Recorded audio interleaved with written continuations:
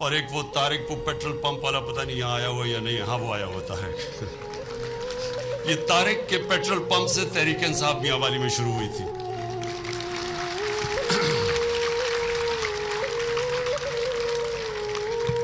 کیونکہ میں یہاں کیمپیننگ شروع جب کی آج سے پتہ نہیں کتنے 20-22 سال پہلے, تو یہاں کوئی جگہ ہی نہیں تھی. ڈیرا تو ہمارا تھا نہیں کیونکہ میں تو لاہور میں رہتا تھا. تو جب میں یہاں کیمپین کر رہا تو ایک دن اس کے یہ وہ رکھی میں پیٹرول پمپ تھا, وہاں میں نے گاڑی میں پیٹرول ڈلوانا تھا. تو یہ اب تو خیر ماشاءاللہ سفید بال ہو گئے, تب یہ بچہ تھا.